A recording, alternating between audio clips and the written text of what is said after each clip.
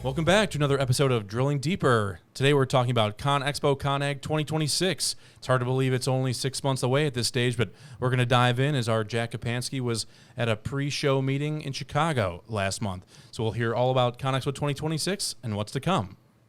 But first, let's get a word from our show sponsor. Did you know East Rock Solutions is now part of the Kemper Group? And together, they're raising the bar on parts availability, equipment solutions, and turnkey plant design.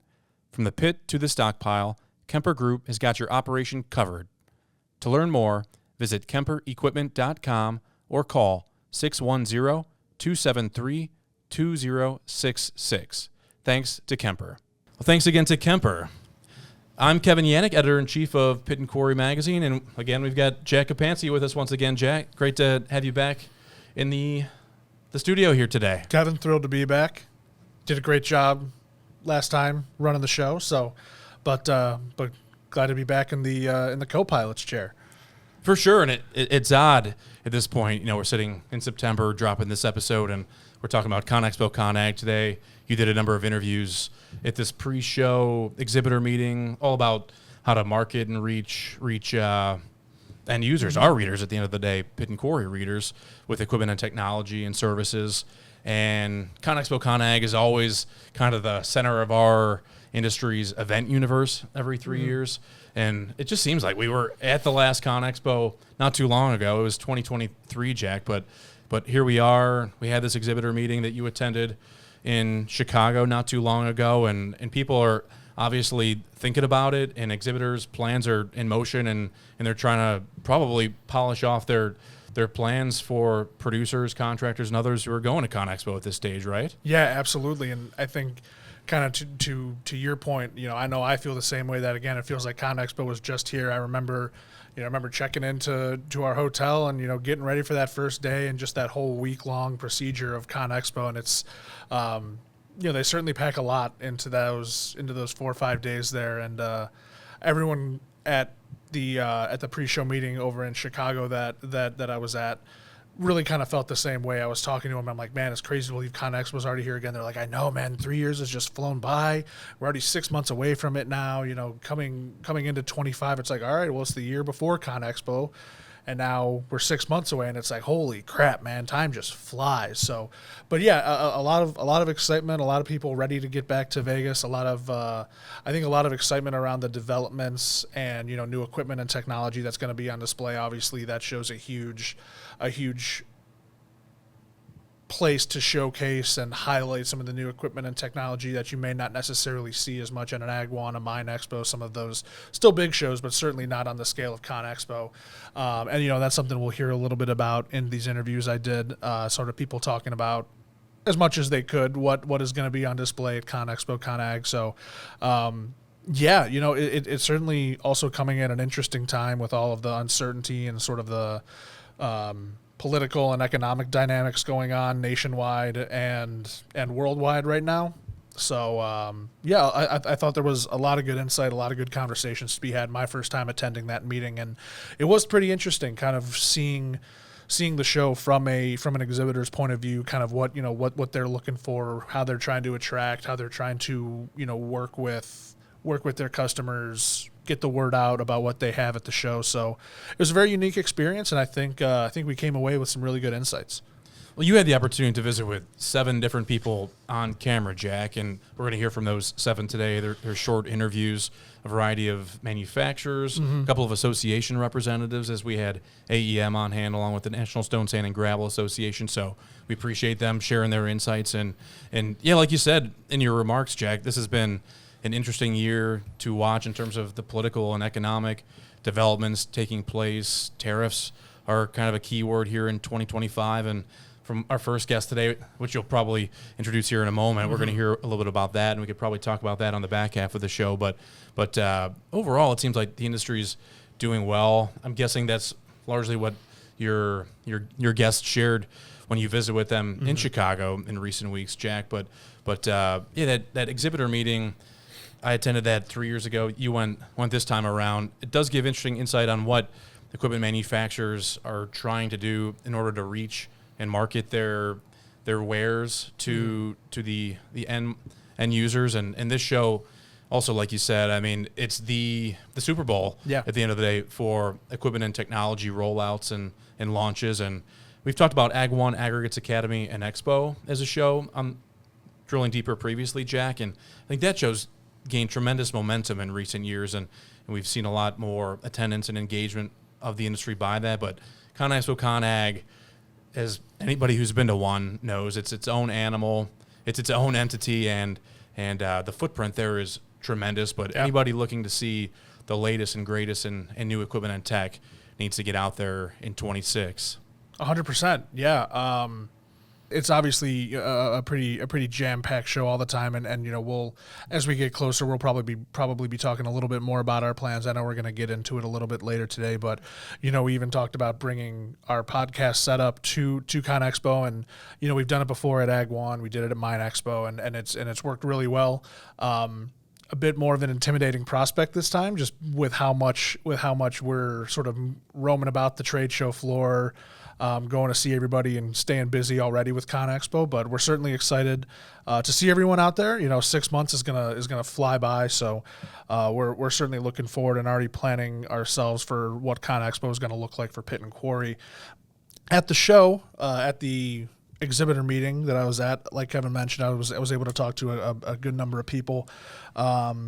So before we dive into the interviews here, you're going to be hearing from Megan Tennell with AEM, Jen Dugas from the National Stone, Sand, and Gravel Association, Carrie Green with Purple Wave Auctions, Anna Simonko with Conweld, Daniel Friedman with Eagle Crusher, Mary Erholtz from Superior Industries, and Matt Graves from Vertgen Group. I kind of asked them all sort of a similar range of questions, just kind of gauge their excitement, their feelings around ConExpo coming up, what their plans were for ConExpo, and then just sort of an overall look at the health of the aggregate industry, or how their company's been performing so far this year. So without further ado, let's go ahead and get into our interviews, starting with Megan Tennell from AEM.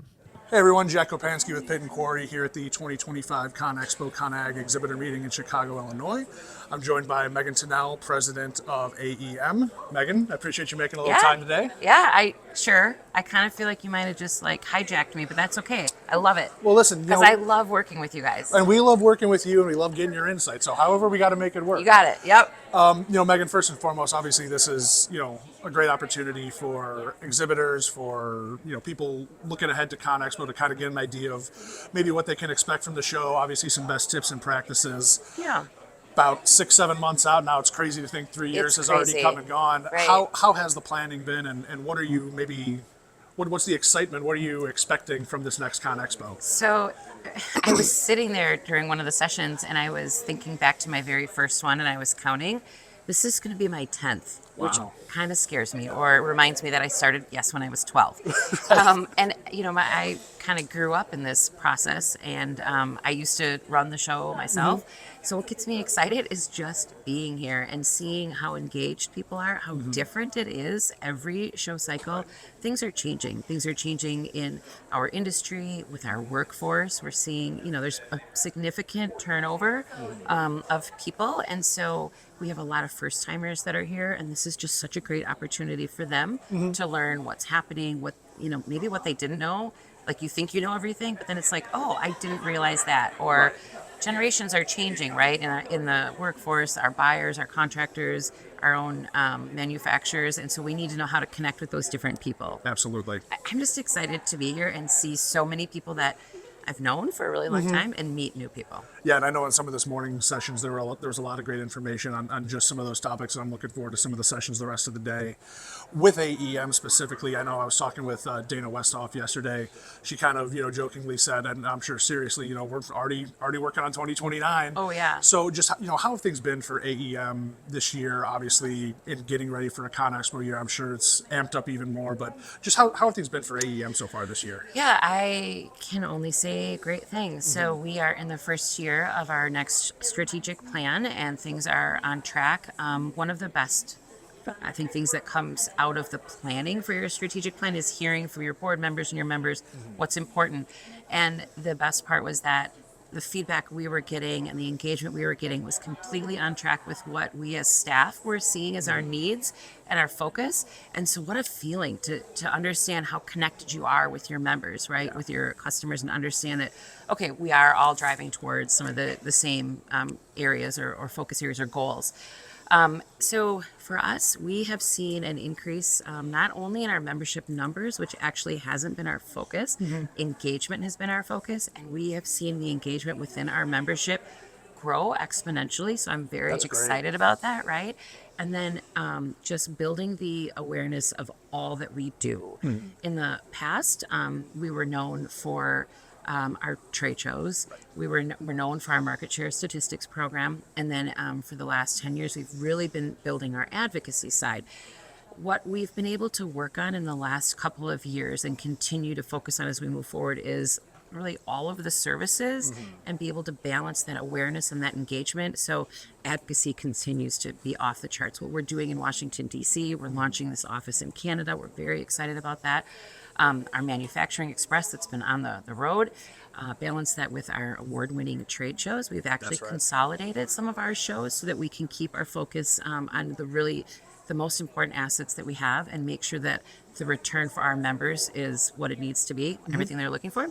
Our market share statistics, we're revamping, how we address that group and the value we provide to members out of there. Our regulatory work being proactive as opposed to reactive, because if anyone's been paying attention to the regulatory world lately, right? Safety materials, it's really been great to be able to kind of balance what's out there, what we're doing, and how we connect and provide value to the membership. Sounds like it's a great time to be a part of AEM. It is. That's fantastic. I love to hear it.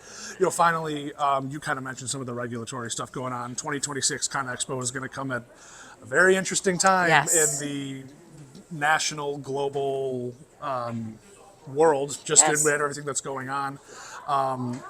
Where, as we stand right now here in August, what are kind of your thoughts on, where the aggregate industry stands right now? What are maybe your thoughts moving forward, and just what's kind of the health of the industry in your view right now? Yeah, so I think, again, one of the best things that we can do is work collaboratively, whether it's with our members, whether they're in aggregates or not, and our sister associations, right? So we work very closely with National Stone, Sand, and Gravel.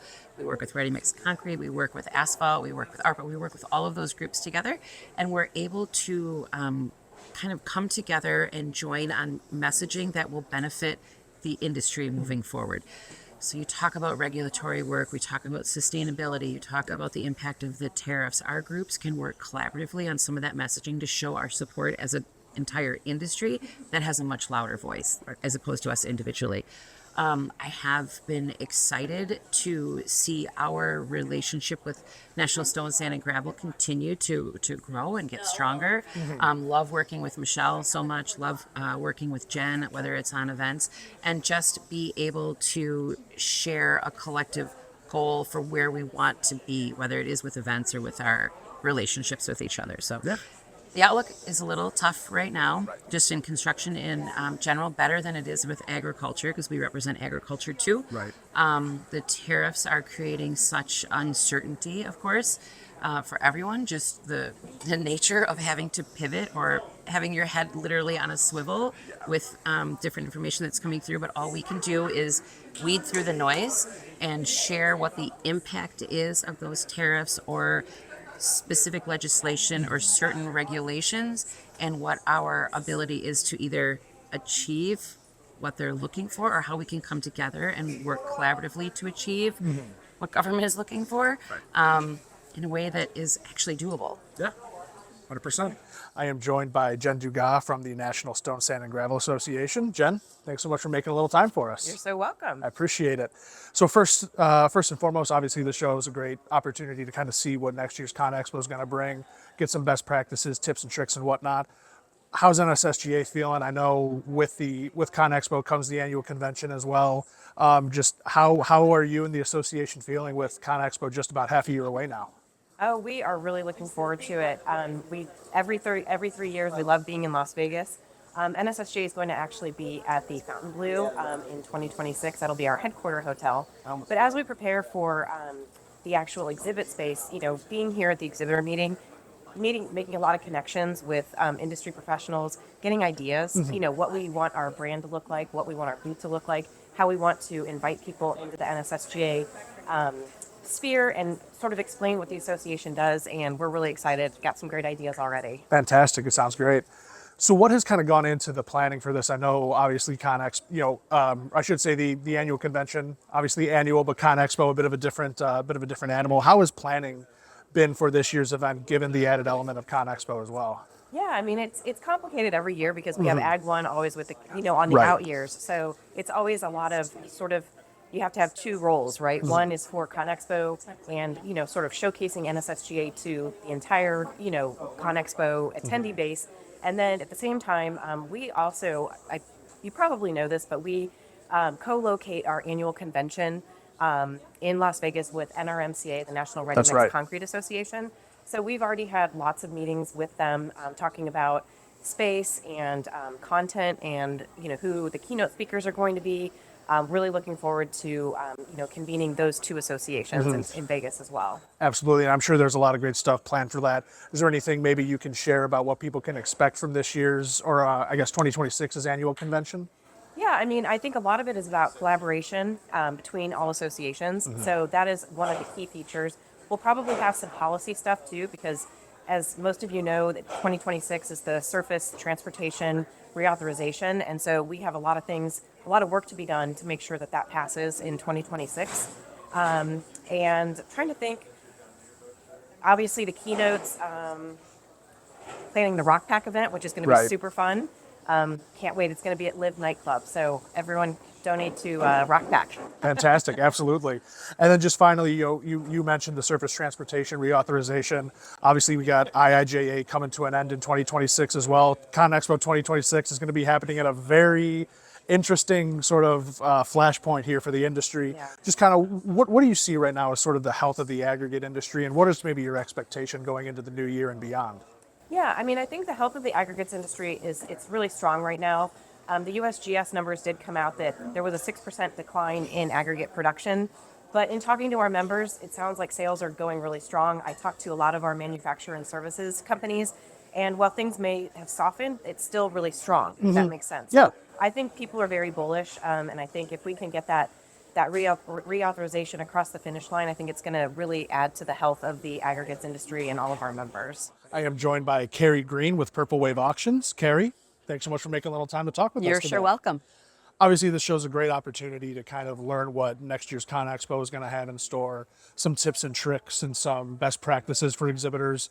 About half a year away now, how is Purple Wave feeling about ConExpo sort of sneaking up already? It is indeed sneaking up. This is our first year Okay. to exhibit Exciting. at ConExpo. Yes, it is very exciting. Little nerve-wracking, which is why I'm here, Right. to learn more. But Purple Wave has been in this industry for 25 years, and we have attended and walked the show, but just in this past year, we've started doing these national shows like, Yeah. ConExpo, World of Concrete, and those larger national shows because we are taking Purple Wave nationwide. Right, absolutely. That's exciting. So with this being the first time, obviously, again, exciting and a little nerve-wracking, what can people expect from Purple Wave when they stop by the booth? What can they expect from you guys at ConExpo this year? Well, we have a good story to tell. And the online market is so strong in so many industries, but this industry has really gravitated towards online buying and selling of heavy equipment. And so we want to show our potential customers what our journey is, Right. and what we offer as a turnkey process to help them liquidate assets or purchase assets. And so we want to take them through that walk and how we do everything for them. Absolutely. With kind of what you just hit on, sort of the expanding nature of online auctions and buying and selling used or heavy equipment in that way, how's this year treated Purple Wave, and what kind of do you expect from the remainder of 2025 going into 2026 now? It has been, since COVID, it has been really strong. And I think that COVID really catapulted people into that online process where they used to go to, an auction yard and do things in person. And now we are able to touch so many more people. Right. And so it has been a great growth pattern for us over these past 4 years or so. That's great. And culminating, starting this big national show for us in 2026 is real exciting. It is, absolutely. I am joined by Anna Simonko with Conweld. Anna, thanks for making a little time to talk with me today. Sure thing. So this show is obviously a great opportunity to kind of see what the next ConExpo is going to have to offer some best practices for exhibitors such as yourself. With the show now just about 6 months away, what's kind of the vibe? What's the excitement around Conweld for ConExpo to be back? Well, first of all, this meeting is always a really good start. I recommend it for everyone to attend this meeting. You're always going to come away with some new nuggets. I don't care how long you've exhibited. And as far as what we're looking forward to, it's always customer and attendee engagement. Right. Whether they have been a long-term customer and we just want that touching point to be able to talk more to them about what solutions we can bring to them and continue that relationship. To maybe you're not familiar with Conweld. It's a great time to step on the show floor, look at what we have to offer. Of course, Conweld's always been about customized solutions. I think that has served us well for 50 years. And whether it's screen media or evaluating your processes, maybe you need some training for your people. Right. That's a pain point for people these days. We have a little bit of everything for everyone. What I love about our team that we bring to the show is every one of them brings an expertise from, they've been out in quarries and plants and they've seen it, they've been there, and they can help. 100%. What can people expect from Conweld at ConExpo 2026? Well, we're real excited about bringing all of our screen offerings, our full vibrating screen line. We'll be able to have that in everything from videos that show them an application to interactive kiosks to some models that we'll have on the floor that will highlight our modular deck support frame that offers customers a cost-effective way to change out and maintenance-friendly way to change out their screen deck. We also have a full line of screen media that we're excited to showcase there, along with a surprise that we're going to be anxious to share with you at a later time. Yeah. There's also a room that we have adjacent to our booth. And with that, we're just going to do everything from just having some hospitality there to being able to have those one-on-one meetings and then some educational sessions as well. Fantastic. Well, I'm certainly looking forward to that surprise, and I might have to make a second home at the hospitality station in that room. Just finally, obviously, this has been sort of a year unlike many others, with just sort of the ups and downs and some of the uncertainty nationally and globally. How's Conweld fared this year? I know Conweld is obviously a company that prides itself on being able to weather a lot of storms. So just how's 2025 treated you guys, and what's kind of the expectation for the rest of the year? Well, you're absolutely right. We're a 50-year company, and we have weathered storms. And this has been, a slow start to the year. I think for everyone, we didn't see what we saw a couple of years ago, but it's all about customer relations, and we are still seeing that very strong. And we're looking better now as the year has progressed, and we're looking forward to again, it comes down to customer relations, and I think we're moving in the right direction now. I am joined by Daniel Friedman with Eagle Crusher. Dan, appreciate you making a little time for me today. Of course, thank you. So first things first, obviously this show's a great opportunity to kind of see what next year's ConExpo is going to bring, get some best tips and tricks for an exhibitor such as yourself. Yes. Only about a half a year away now from the next ConExpo. It's crazy to think that 3 years has gone this quick. Just what are you kind of feeling? What is the excitement level around ConExpo being here again? I think the 2026 edition of ConExpo-Con is going to be the best one ever. A lot of new exhibitors, new technology, and new experiences. What 2023 had was amazing, but the pace of development and new technologies that are coming to market and opportunities across the spectrum, from the iron doing the work all the way up to the technology controlling it, either on site or remotely. There's just going to be so much cool stuff to see next year in Vegas. Fantastic, absolutely. Going off of that, obviously you guys are a regular ConExpo-Con exhibitor. Just a few. Just a few. What can people expect from Eagle Crusher at next year's iteration? Well, obviously I can't tell you everything, but what I course. can say is we're going to have a mix of some of the old and the new. Excellent. There's going to be some stuff that's tried and true or made better than ever, as well as some hopefully new and exciting technologies for people in the aggregate or asphalt and concrete recycling industries to really take the next step and expand their markets and expand their profitability using Eagle Crusher equipment. No doubt. And then obviously 2026's ConExpo comes at an interesting time with everything going on nationally, globally. As it kind of stands right now, what is your view on the overall health of the aggregate industry, and what is maybe your expectation looking to 2026 and beyond?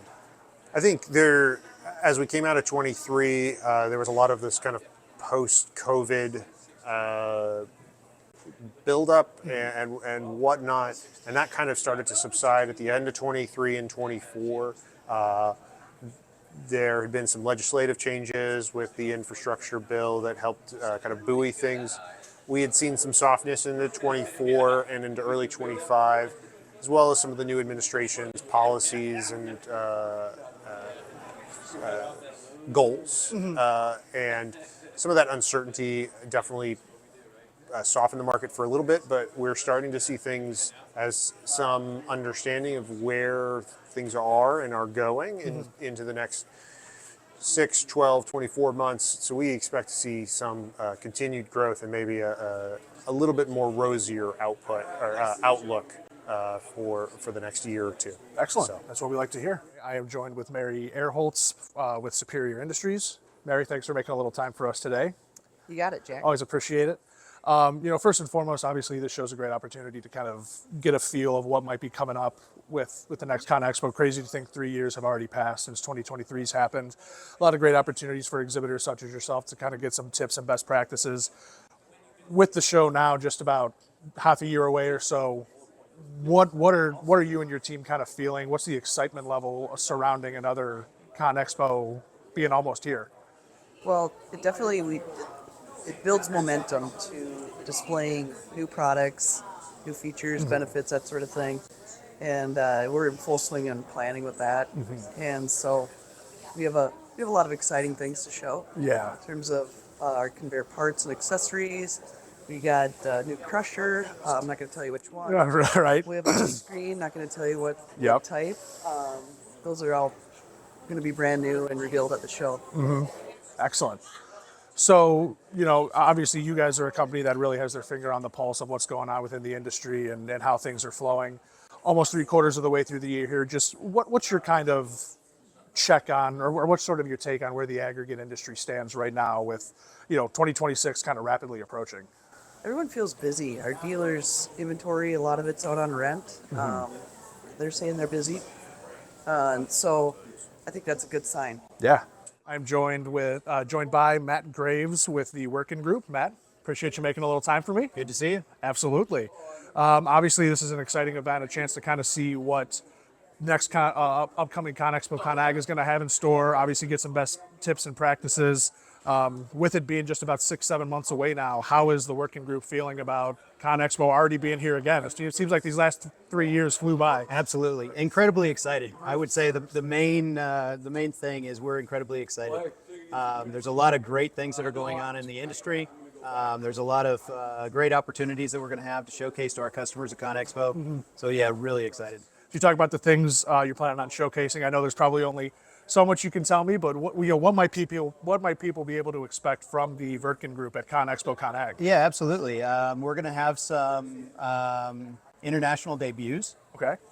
which is really exciting. There's some things that we're going to be introducing to the North American market, and then talking a lot about the innovations that are associated with machine performance, machine setup, just all the things that we've been hearing from our customers that they really want integrated into our equipment that we're going to have on display at ConExpo. Fantastic. Yeah. Looking forward to it. And then just finally, obviously, this year has been fraught with policy and economic challenges nationally and globally, and ConExpo 26 is going to be coming at certainly an interesting time.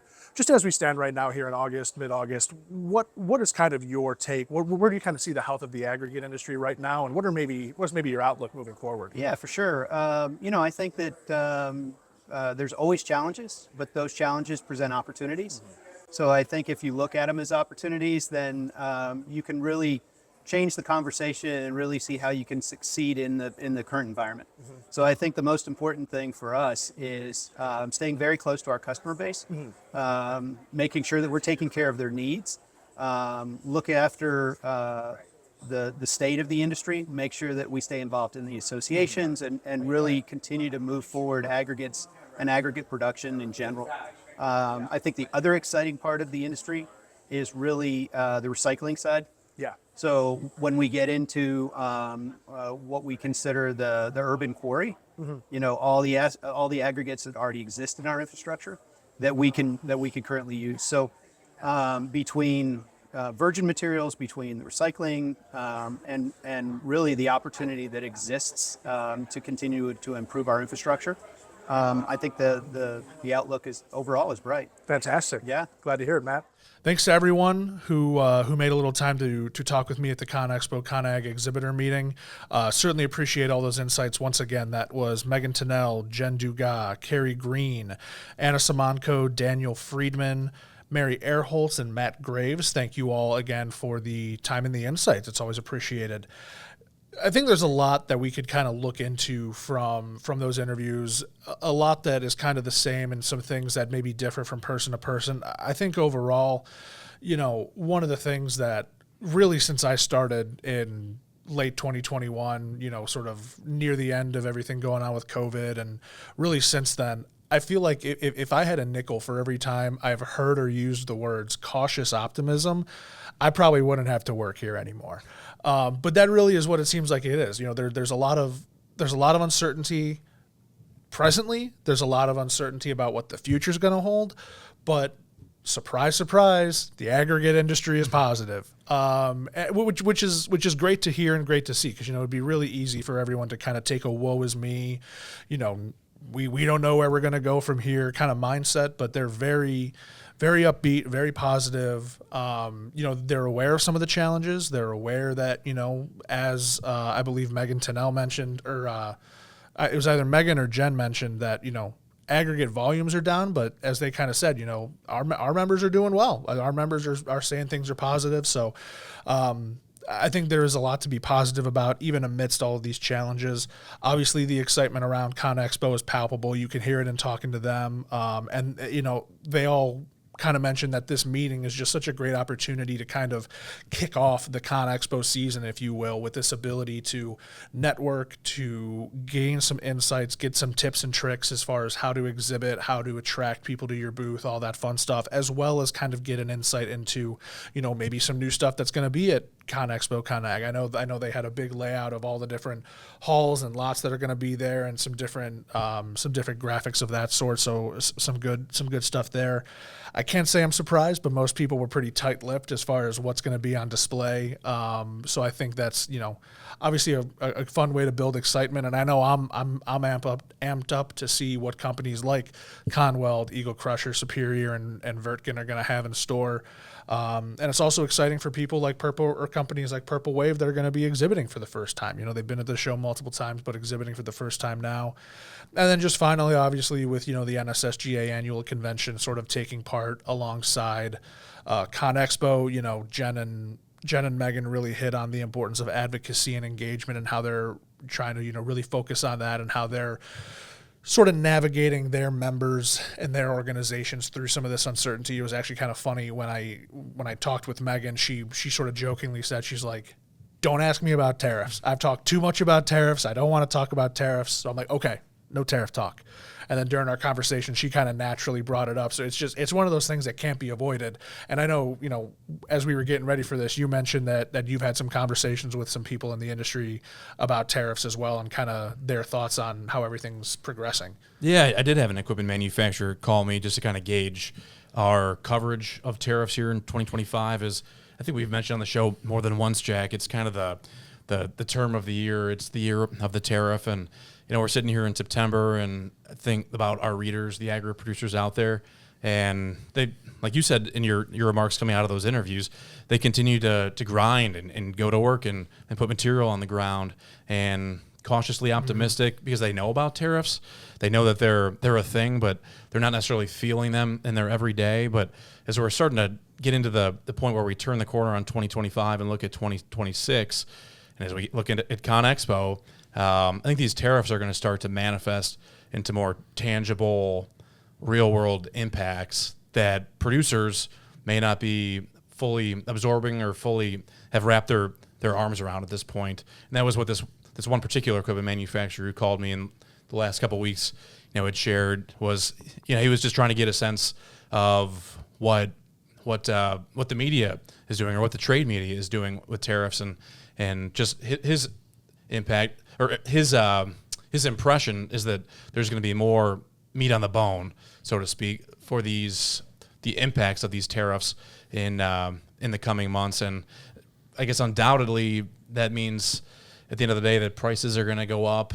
We've been seeing that. We've been hearing that for several years, even unrelated to tariffs, Jack. But based on where tariffs are at this point here in September of 2025, and you're looking to start purchasing equipment, do your CapEx projects for 26, if you're a producer out there listening, probably start to wrap your mind around the idea that things are going to be up next year. I'm sure that you kind of understand that concept, but they may be up a little bit more than you anticipate. And if you're not talking to your dealers or you're not talking to your vendors right now, I mean, I would just encourage you to have those conversations so you can get a best sense of what's coming down the pike or what may be coming down the pike, because we're really, you could argue, at the early end of this whole tariffs development. Yeah, and I think that goes back to what we've heard and seen a lot so far this year, and the exhibitor meeting is another great example where, again, it's not just the uncertainty about where we're at now, it's who knows what's coming in the next year, 2 years, 3 years as this administration kind of progresses in this path that it pretty much laid out and said it was going to do. So, I think it is certainly something that, either waiting for that other shoe to drop or just kind of waiting to see what else, how much further it goes. So, I'm glad that there's still some optimism among the industry that, that they'll be able to sort of navigate these challenges. And I have no doubt they will. I mean, some of the stuff this industry continues to go through is just astounding. So, but it's something we've heard about a ton even before tariffs, that, these, different price increases are manufacturers are finding ways to, eat what they can, pass as little as they can on to producers. Producers are trying to pass as little as they can on to their customers, and, dealers are in the mix as well, obviously. So, it's going to be, again, like you said, this year's kind of the year of the tariff. It's going to be interesting to see what 2026 is the year of, policy-wise. Yeah, but might be more of the same 2025 bleeding into 26. But you mentioned the volumes, the aggregate volumes, Jack, and we've already seen agri producers probably in 23, 24, and here into 2025 for 8+ months talk about value over volume. And I think that whole strategy in terms of raising their prices and at the same time managing the costs of their business, some of the intense costs of doing business as an agri producer, they're more on top of both of those fronts these days. And I think that at least gives them kind of a head start or a start out of the starting blocks, whatever you want to say, when it comes to these tariffs, because it's just going to be, more of the same, unfortunately. And we've done a good job as an industry getting momentum on both those fronts, from the price increase plus the cost management side. But we're going to have to continue to do that, it seems, in the fourth quarter of 25 and into 2026, uncertainly. And just bringing ConExpo-Con Ag back into the fold, Jack, I think anybody going to ConExpo who's engaging equipment manufacturers around the show, this is going to be a bullet point or a talking point that you're going to have as you're shopping around for your next crusher or your next haul truck, loader, excavator, et cetera. So something to keep in mind. Especially if you're talking to, an international company, the dynamic it is not only having on shopping domestic, obviously they've got the international parts and different components that are going into it. If you're shopping from a company that operates internationally, then that's a whole other ball game, right? So there's certainly going to be a lot of, again, sort of those conversations that are had at ConExpo about how are we going to manage this, how are costs being sort of passed along, how is this going to be managed. So it's going to be a fascinating ConExpo for sure. That's the beauty of the show too, I would argue, Jack, is it's not just the equipment and technology that comes out, which is exciting. I mean, that's probably first and foremost, but it's really a huge opportunity to kind of just take stock, on the industry and where we are at this point in time through conversations with manufacturers, dealers, and for us as a magazine, I mean, those are the questions that we're going to be asking. Not only like what new equipment and technology are you guys bringing into the business, or how are you taking advantage of where technology is going as an equipment manufacturer, but what's happening in the business environment out there that's going to either inhibit or allow for the equipment to make its way out into the market and to be purchased at the end of the day. So, yeah, it's a great chance every 3 years to just see what's going on from a variety of standpoints. Yeah, and just sort of final thoughts wrapping up that, it is kind of interesting where, ConExpo is such a benchmark where you'll be seeing people at, the following year's Ag 1, 2 years from then.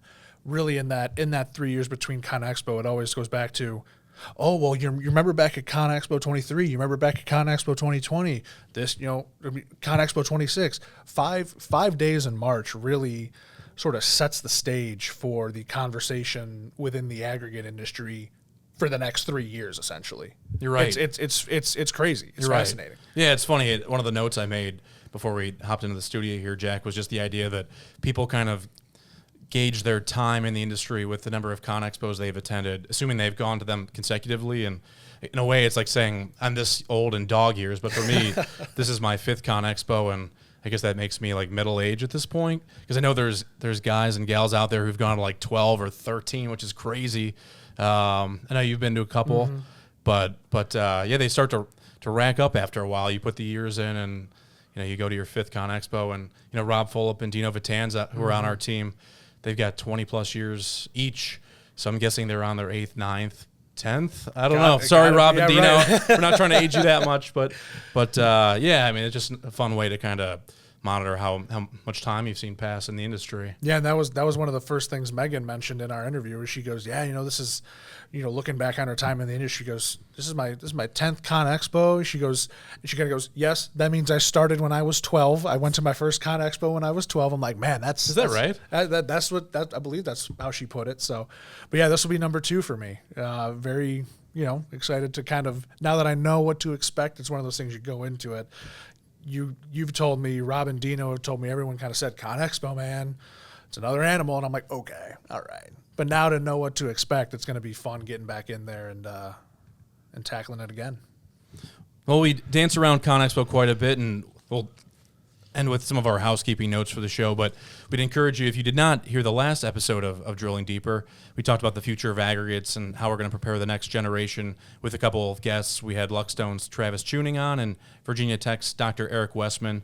They both joined us, and we had a great conversation. So we'd encourage you to go back into our archives and access our last episode, that being episode 48, with the Luckstone and Virginia Tech representatives.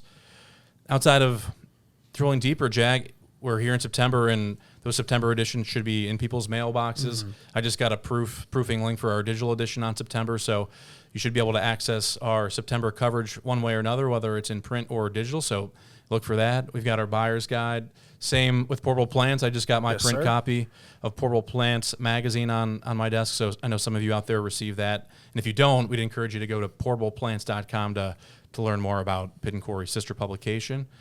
We continue to work on the Pit & Quarry University Handbook, which I know we've alluded to several times in recent episodes, but that's something that I've been focused on day to day here in the Cleveland office, Jack. And and we're shaping that up. It's kind of coming down the finishing mile, I guess, here, if you want to call it a marathon. But yeah, it's a massive handbook dedicated to all things quarrying, aggregate processing, and that's something that people can look forward to both in print and online come November. So that's going to be here in the weeks to come. Yeah, maybe you'll be able to get some sleep in a month when it's put to bed. You can finally get to bed and get some sleep. Right?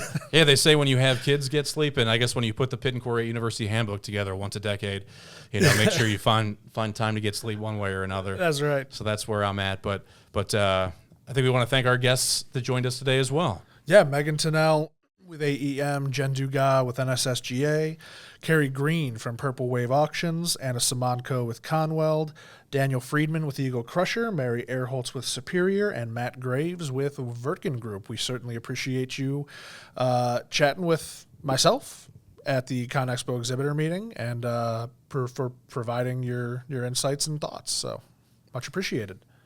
And we do have a preview on the next episode of Drilling Deeper. That's going to be episode 50. I know. It's a milestone. It is a milestone. It's crazy. I was thinking about it at one point when we were going back and forth. I'm like, man, we're going up on 2 years. That's awesome. That's so great. How the hell? You want to talk about time flying? How the hell did we get to 2 years, man? I know. My Lord. I know. I think it's great. I remember when we were having meetings 2 summers ago. I guess it was the summer of 23, and you and our producer Marie were, more familiar with the podcast world. And I think as a consumer of podcasts, I was so raw, and I was listening to the radio when I drove to work and jamming out to some tunes. But I think my whole consumption of media in the last 2 years, even since we launched Drilling Deeper, has changed considerably, because I would say 97+% of the time when I'm consuming at least media in the car, I'm listening to a podcast. Right. That's crazy. Yeah. That changed in 2 years. Yeah, no, it is astonishing. And it's funny, I feel like I've done the opposite. I feel like I used to be a very heavy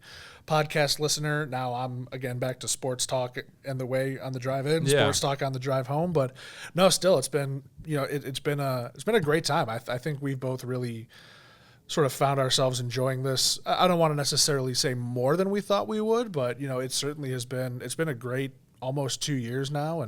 But yeah, like you were saying, episode 50 coming up, I got a chance to sit down with Elliot Tribble, director of aggregate at General Kinematics. Hit on a lot of good stuff, just sort of industry-wide, General Kinematics specific.